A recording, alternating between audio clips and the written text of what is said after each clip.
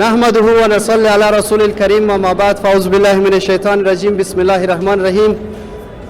د ځوانانو رادیو فوټسال کپ سیالیو اتم پړاو ته ښه راغلاست. ټولو قندهاریانو ته سلام. لکه څنګه چې تاسو په جریان کې یاست د ځوانانو رادیو فوټسال کپ سیالۍ اتم پړاو بالاخره قندهار ولایت ته راورسېدلې او دلته به نن د اته غوره لوبډلو ترمنځ سیالۍ ترسره شي.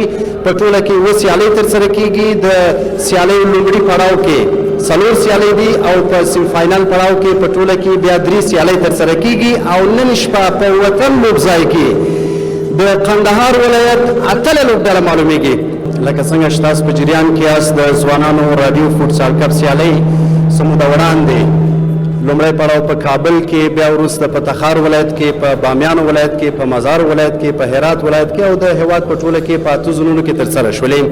د ځوانانو رادیو یوازینی هدف د دغه سیالیو د ترسره کولو څخه د ځوانانو ترمنځ اتفاق، یووالی او د فوټسال سیالیو د ودې او پرمختګ دی.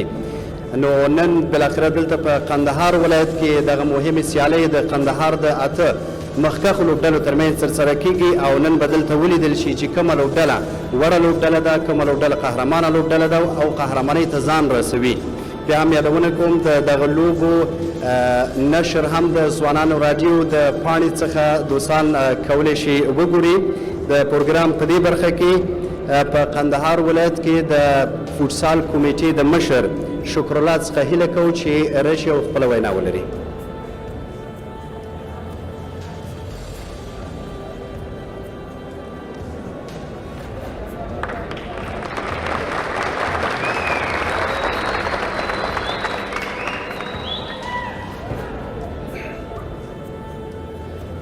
بسم الله الرحمن الرحیم.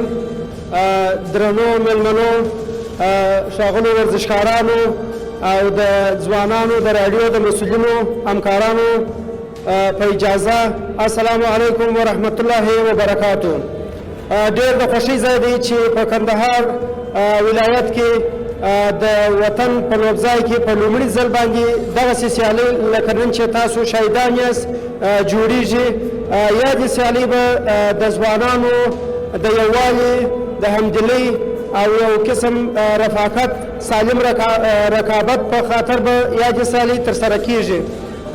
له ښاغلي شکرالله څخه ډېره زیاته مننه کوو. په قندهار ولایت کې د فوټسال د کمیټې مشر. قندهاریانو ته بیا هم سلام. د پروګرام په دې برخه کې نیاز احمد نورزاد څخه هیله کوو چې راشي او خپله وینا ولري د وطن لوبځای د مشر څخه.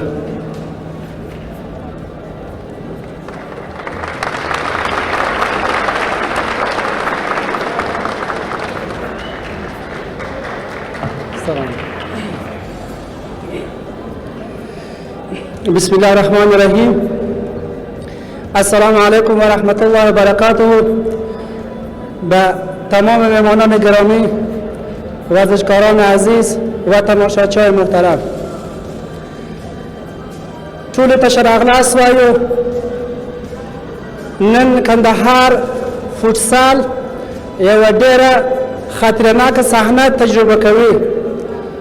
ډېره د خوشحالۍ ځای دی چې موږ په لومړي ځل په کندهار کې د دغسې صحنې شاهدان یو او ډېره تشکري کوو د رادیو جوانان د ټول ټیم څخه چې دغسې یو نمونه، دغسې یو پر افتخار کار کړی دی چې په افغانستان کې به انشاءالله داسې کار ساری نور به نه وي.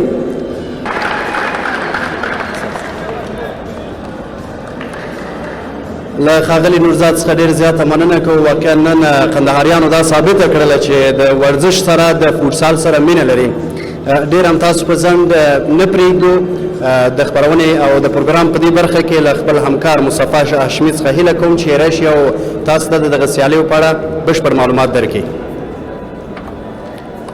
مصطفی هاشمي. احمدی.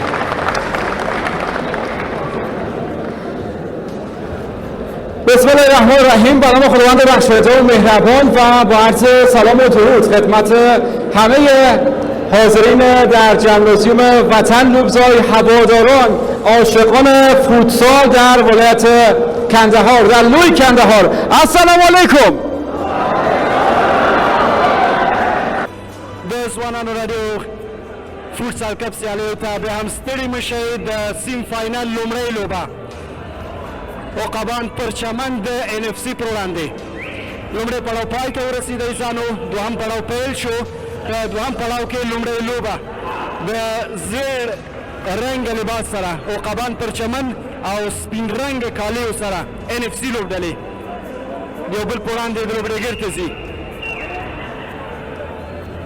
NFC لوبډلې په خپله لومړۍ لوبه کې د سپین غر لوبډلې ته 2-0 په وړاندې ماته ورکړې ده او د NFC د عقابان لوبډلې هم د هدایت لوبډلې ته 2-1 په وړاندې ماته ورکړې او په دې سره لوبه پیل شوه. عقابان د NFC په وړاندې عقابان په زیړ رنګ لباسو کې NFC په سپینو لباسو کې د دوهم پړاو لومړۍ لوبه NFC لوبه پیلوي د لوبې ښي اړخ آوټ د NFC په ګټه آوټ لانګ پاس او په دې سره په ښه ډول سره توپ راګرځول کېږي.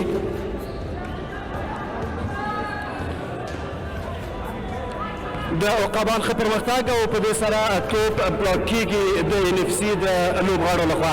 کارنر باید د عقابان لوبغاړي ترسره کړي. ښکلی پیل یو دوه او په زړه پورې شوټ چې توپ بلاک کېږي د ګولکیپر لخوا. د NFC لوبډل مشر دوی ګولکیپر هم دی. په زړه پورې پرمختګ چانس لري. پاس ورکوي د شوټ وهلو حتی په دې کې بریالي نه دی. په دې کې بریالي نه دی. څومره ښکلی او طلایي چانس و د NFC لوبډلې لپاره خو بیا هم دوی لپاره یو کارنر ارسال کېږي او ګولکیپر توپ راګرځوي.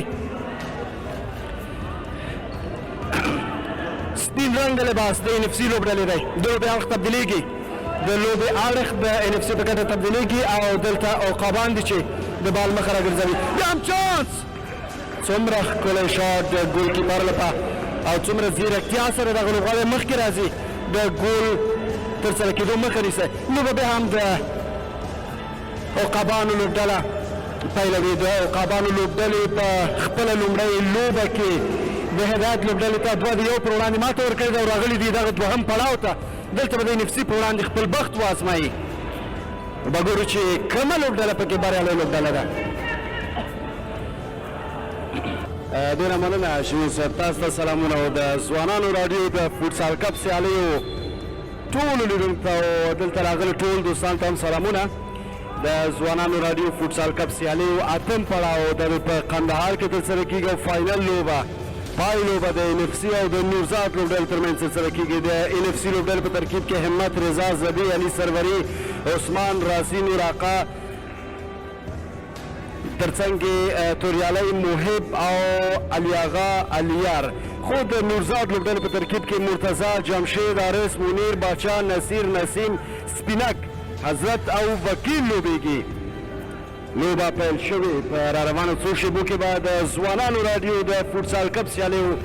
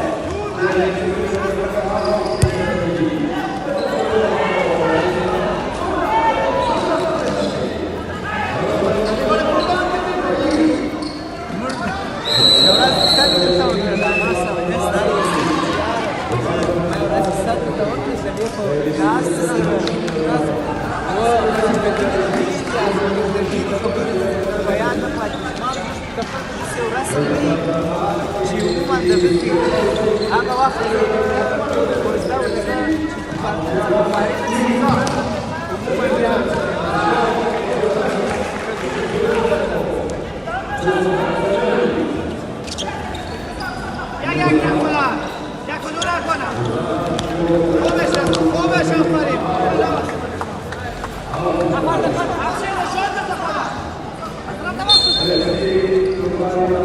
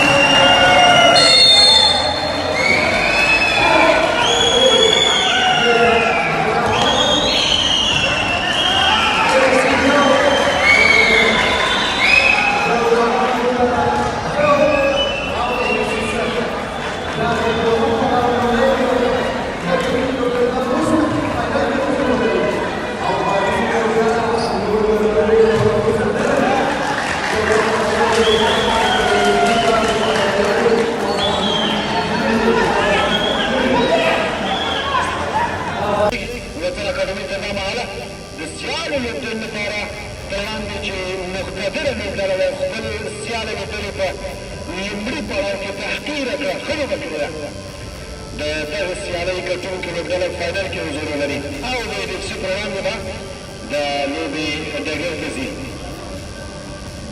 بې شمېره د فوټسال لوبې مینوال هم راغلي او دغه لوبه له نږدې ګوري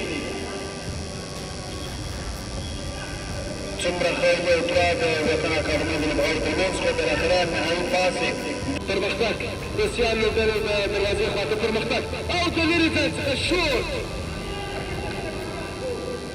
چې خاص ثمره نه لري دوی یو ګول ترسره کړی او د نورو ګولونو ترسره کولو لپاره هڅه کوي څومره ښکلی شاټ دی څومره ښکلی ګول جلال د وطن اکاډمۍ لپاره مساوي ګول ترسره کوي فاینل کې حضور لري د نوزاد لوبډلې کیپر توبوشي خپل څلورم شمېره لوبغاړي ته پاس یو دوه څومره ښکلی یو دوه د سیالې لوبډلې د لوبغاړو د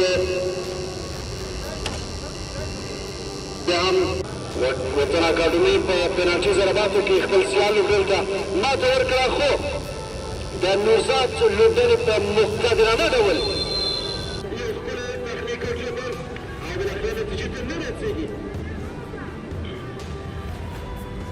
وطن اکاډمۍ لوبغاړو لوبه پیل کړه لانګ پاس ښه کنټرول توپ راګرځول کېږي